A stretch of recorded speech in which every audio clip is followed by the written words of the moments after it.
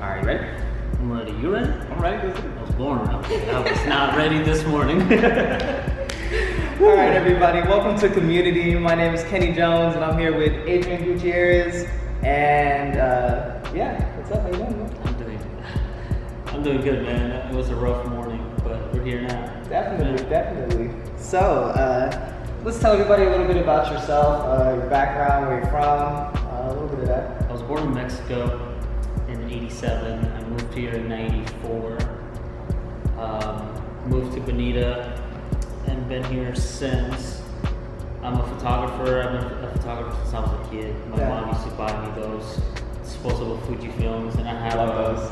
I have a box full of photos when I was in 6th grade camp, middle school. Me and my friends skating in middle school. That was like the best time of my life. When you're in middle school with no phone and your curfew is 10 p.m. and you're just out every day skating and documenting everything. Right. For some reason, I have a picture of me, like, selfies in high The school. first selfies, I'm just like, hey, like, right. you know, so it's kind of cool to, like, I've always been documenting my whole life, and it's kind of, I'm passionate about photography. I'm also a filmmaker. I work on a lot of films, and I own a production studio with a girlfriend and a friend. Definitely. Pretty much everything in a nutshell. Right. Oh, and I am a big car fan. So Car fan too? start talking about cars, it's gonna be here forever. to like tone that down a little bit, what's your favorite car? That Porsche 911. That's a pretty nice car. There's one for every car. Yeah, I think my favorite is the 240SX. Yeah, the 300ZX. Yeah, those are mine. I like a lot of cars. European, I used to have a lot of Hondas back in the street racing days. Yeah, definitely. But now Porsche 911 is if I had to only drive one car for the rest of my life, Yeah. probably gonna be that. Yeah, that one's beautiful. The handling and everything. Yeah, we don't even need to get into it.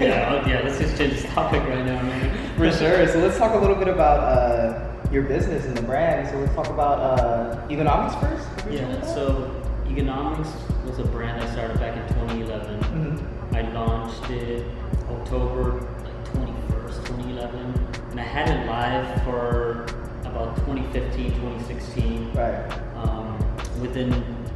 Within 2 years, I had a store in San Diego and a store in Australia selling Egonomics, and for the amount of time that I had it out, I really feel like I did something with it. I was so passionate about it. I was working full time at the time.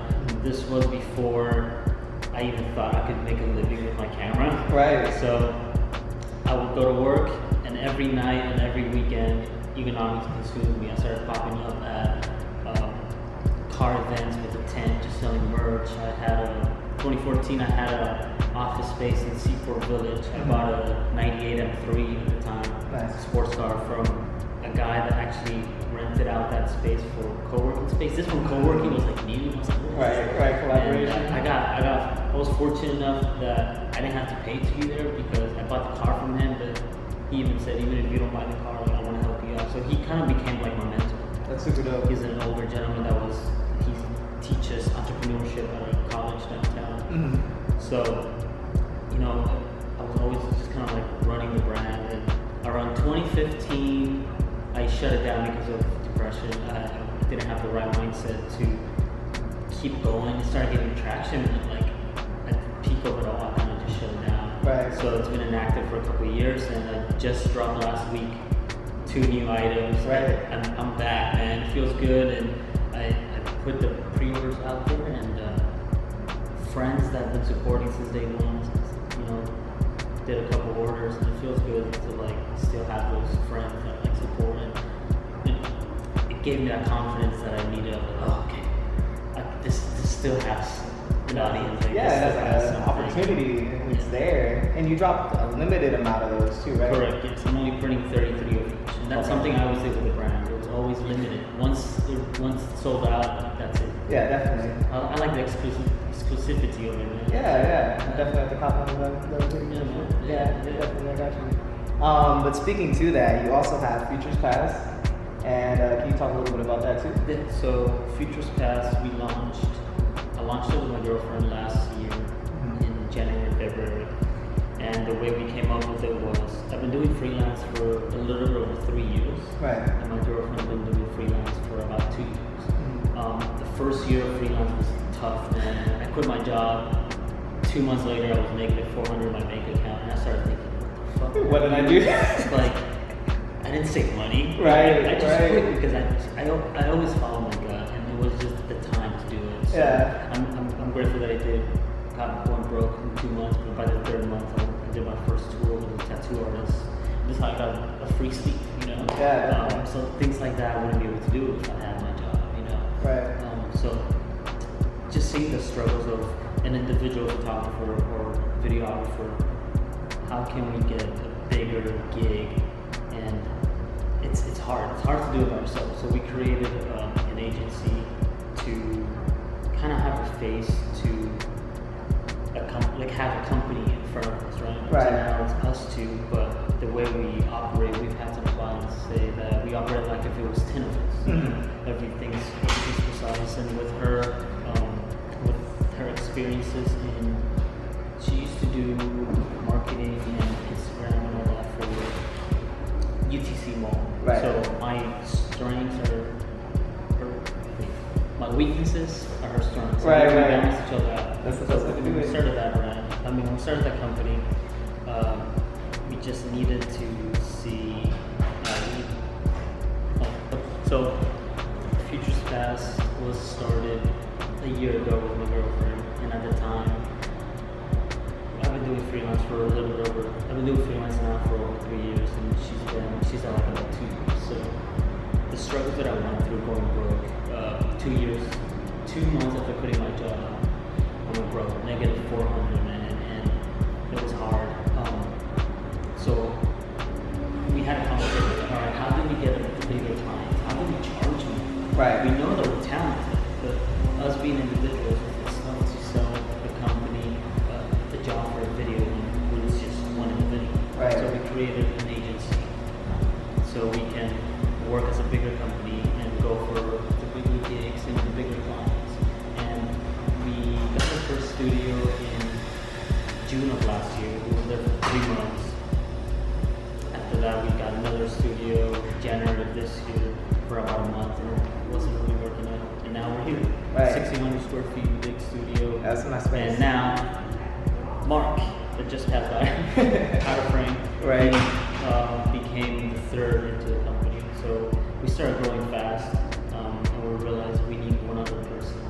And Mark was the perfect candidate. I met him about 2 years ago, and ever since I met him, he really drove me into the filmmaking community in San Diego, which is very small. So we started doing more films. We did our feature film. We shot a feature film last fall, and we worked very well together. So after that feature film, we realized we should start a film company because it makes sense. Yeah.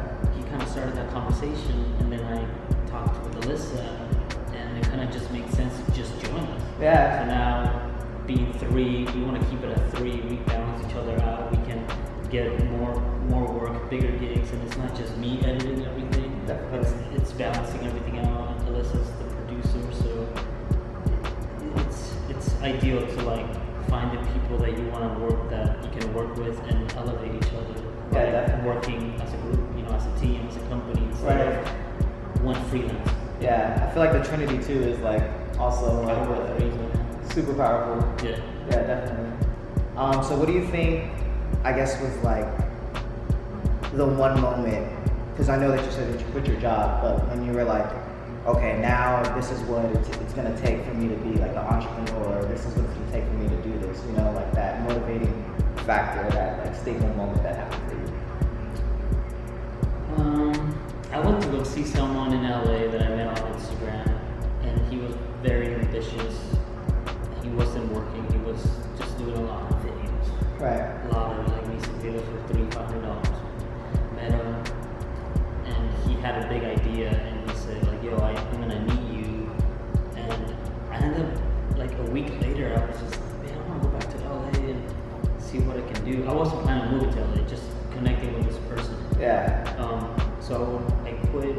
within a couple of days, I went to LA to help him shoot a video that had this Lambo and Rolls Royce, and just being in that like world, I was like, oh, I feel like I made the right decision. And it just started getting to the point where at work, my last job was valet, and it was an easy job. It paid good, and it wasn't a valet job where you're just running back and forth. I worked at the most expensive restaurant in San Diego, so it's literally just me in a suit, and I just parked the cars right outside because it's by reservation only, so it's kind of slow. But I made good tips, and I would just sit there and just stand there for hours. I had to take care of the fire, and I was like, I could be doing so much more. And just I appreciate the money, the tips, the cash, and it was nice to always have a paycheck every 2 weeks. But I had to remind myself that before that, I worked at a dealership since I graduated high school. Mm-hmm. It's the job that I had the longest. I tried to go into college a couple of times. It just wasn't for me. And that was actually that's the story I should tell right there. Quitting that job was the best thing I ever did because it was the scariest thing to do at the time. I wasn't good at photography just yet to like charge. I didn't know anything about freelance. I was just doing economics at the time. This is when I was about to like shut it down, and I just quit on the spot, man. I woke up my brother and he said, if you put in your 2 week notice, it's gonna be the longest 2 weeks of your life. Definitely. But if you quit now, you're gonna burn the bridge. And I said, I'm ready to burn the bridge because I've come back to this job twice. Like, I would just kick it and rehired after something didn't work out because I was good at that job, and it was just the only thing I knew at the time. My boss was shocked. He's like, I put the key there. I would come in at 7:30. I put the key on his desk because I used to close the parts department, and I just put the key there, and I was like, I quit. He was just like that. I was like, yeah, I got things to do. That same day, I got interviewed with Ace Parking. I worked at Hard Rock, and then I worked at Omni, and then I went to the hotel, that restaurant for like, I did valet for like 2 years, and then after that, that's when I quit to freelance, and I was like, all right, valet is cool, I like cars, but I have to take another leap. Definitely. So I realized that in life, you don't just take one leap, man. You always have to consistently keep taking leaps. Definitely. But it was just the job was so stressful and I was so unhappy that after I quit my job and I was doing freelance, I was a lot more broke, but I've never been so much happier. Imagine being happy with negative in your bank account. That's tough to do too. And you're like, I'll figure it out. And don't wait till you get ready. You just have to just go for it. Like I'm here now. 3 years ago, I was broke as shit. We're still broke as shit. Relax. You know, we have overhead and stuff, but it's the journey, man, not the destination. What the time. We forget that a lot, but it's true. Definitely. Well, I think everybody can definitely take a piece of that into their own projects and stuff too. So thank you for sharing that. You said that you got into photography early, but what about the videography, the scene of that, and also like cinematography too? I bought my first video camera when I was in 7th grade. My dad has a taco shop, so growing up, every weekend I would work at the taco shop for money. So he would give me allowance, and then he would pay me if I worked Saturday and Sunday. So this is crazy. Looking back at how much money I was making in middle school with no bills as a kid, it's pretty crazy. It was $600 a month as a kid in 2001. From what I remember, we lived in a 2-bedroom apartment in Oklahoma, and I think you paid like $600 something for rent. So equivalent to a 2-bedroom apartment now, $1,800. Like as a kid, $600 was a lot. Like I would buy my PlayStation, my skateboards, my shoes. My dad never really bought me anything. He taught me like growing up and like buying your own shit pretty much. So, but I was fortunate that like I worked for it. And one of the things that I bought was a video camera. I bought it right after the Fast and the Furious trailer came out. That's one of my inspirations. That's a tough one for sure. As a kid, as a kid that loved cars, I saw that trailer. I was mind blown. I was like, that is the coolest thing ever. I used to.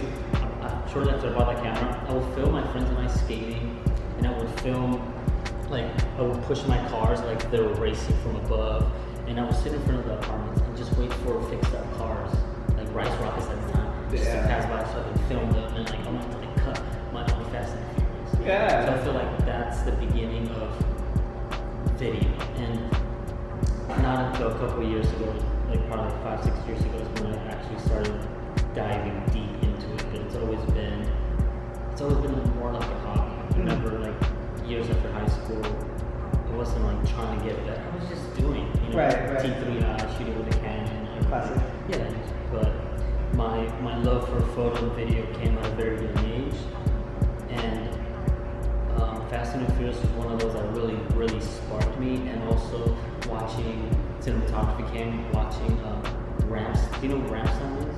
I don't. It's German heavy metal. Uh-huh. I don't know what they're saying, but I was influenced by my older brother playing like Metallica and like Rammstein. Rammstein is one of like my favorite bands. And it's German, and they're like pretty crazy. Yeah. And I still have a VHS of 3 of the music videos that my mom would hate that when I watch them. Right. Because they're like, one of the music videos is just like, she's not a stripper, but she's like wearing like lingerie. She's in front, like on a stage with a snake wrapped around, and she's putting her foot on a dude's mouth and pouring like vodka down her leg, and fire. And other music videos, like there's a hostage and they're wearing masks and like they look creepy. In middle school. I used to sit there and just watch these music videos.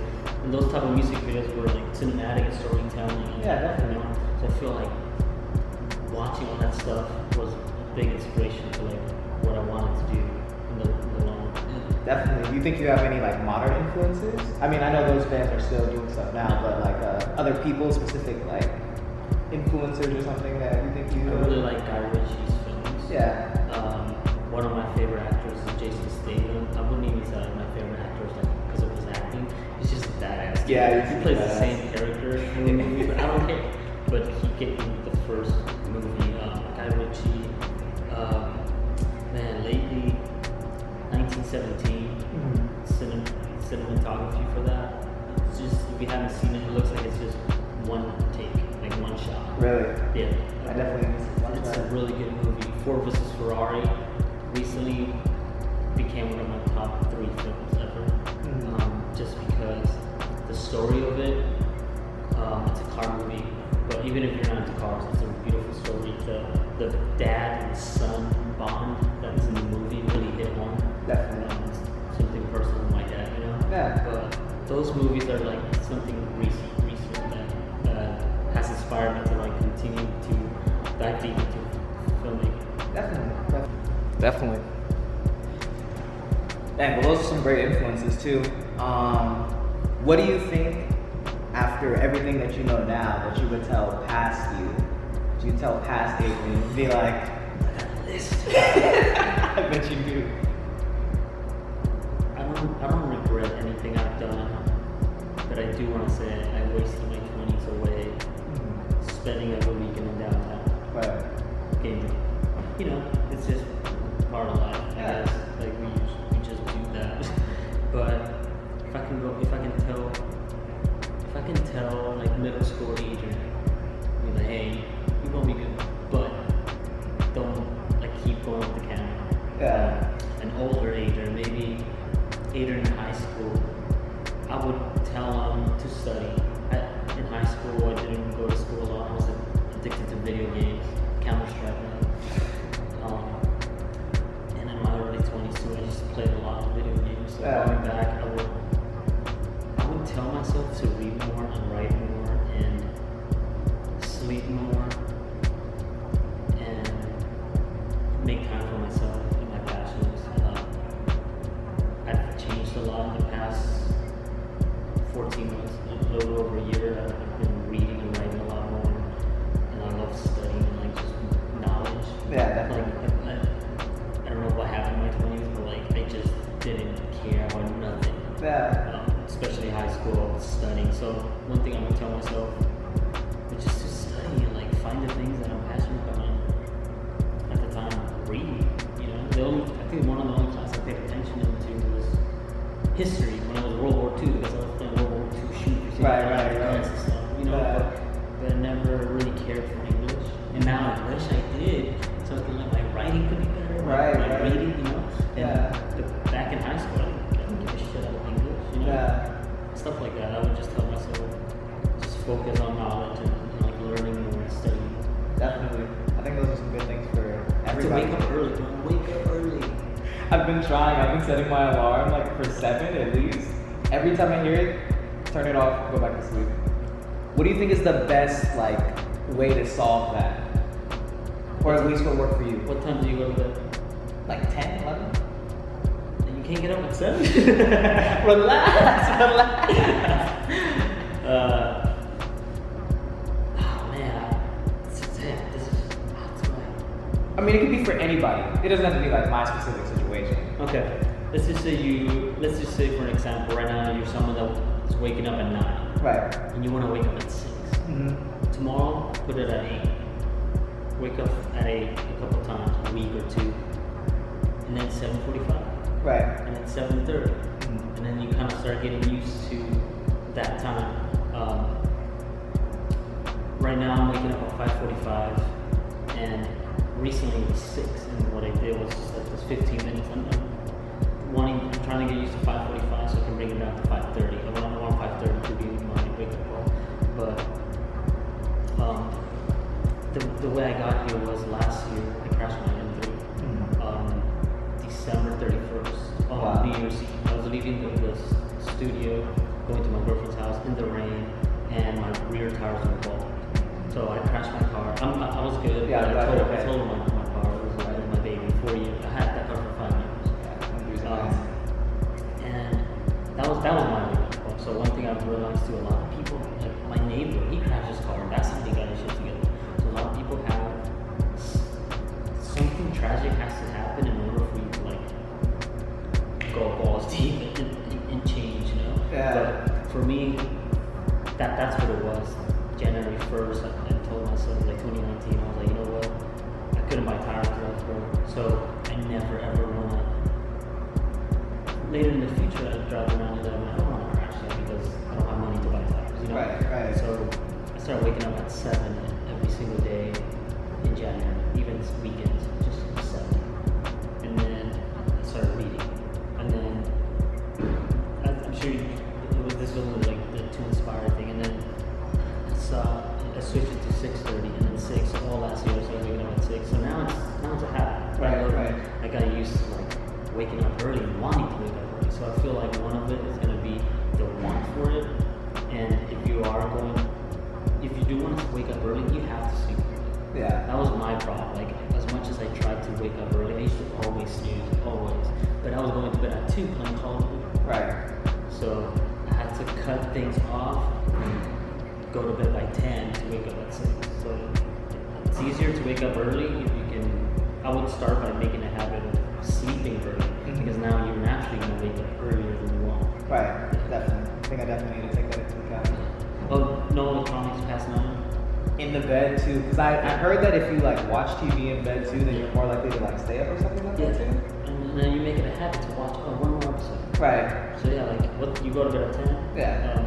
By 9, put your phone away, put electronics away. In that hour, don't be on electronics. Maybe do some reading, write, like do whatever you want to do, but give that hour to not be on electronics so you can kind of like zone out your mind. Right. I think I'm definitely gonna take that into account. It does help. Yeah. Definitely. Let me know how it works. Yeah, appreciate you giving me some advice. So the last thing, where do you see the future going? What's next for you? It doesn't have to be like immediate. It can be next month or next couple months or whatever is in store for you and your companies. So shameless plug. I'm doing my first solo show in May, and I was supposed to do it last year in October at the other studio, but we ended up leaving. So for years I've always wanted to do a solo show, and I'm actually working on it now. So around late May or mid-May, I haven't chosen a date. My main focus for the next 2 months is my solo show, which is going to involve 3 things: photography, a film that I direct, and bringing back Egonomics, so merch. So it would be photo, video, and merch, which is like the 3 things that revolve around my life pretty much. So that's what's next. And for futures past is start creating our own films and start producing our own films and you'll start seeing some work that I can't speak on just yet, but it'll be like nice series, like Netflix stuff. Like we strive to shoot something like. Have you seen Abstract? Yeah. Stuff like that. So we're working on stuff, something like that, to highlight people and say, Definitely. If you need some actors or anything, keep you in mind. yeah, definitely. Yeah. Definitely. You act. Okay. All right. Gotta start somewhere, right? I am influenced by Key and Peele. I love what they do. I love all their small skits. They're all short, and that's one thing that I eventually want to do. I've been putting it off because there's other things in there, but I've written jokes here and there, like scenarios that happen to me that I think are funny that I want to like replicate. Yeah, definitely. For instance, like one real quick, I'm driving and I see this big ass lifted truck, and this big white dude just like right, and Yeah. this little tiny ass chihuahua just pops his head out at a stop sign. I'm just like, that's funny. Right. I want to put that in like a skit, you know, like Yeah. a lot of things like that happen where like that would be a funny skit. Yeah, like a quick note or something about that. Yeah, definitely. So yeah, just photo, video stuff, more passion projects. Definitely. Well, we appreciate you joining us today. Appreciate you taking time, man. Thank you for having me, man. Yeah, man. Shout out to Mango. They made some These are fire bomb. smoothies. And we'll check you out in May. I'll definitely be there. It's gonna be here. I'll be here in May.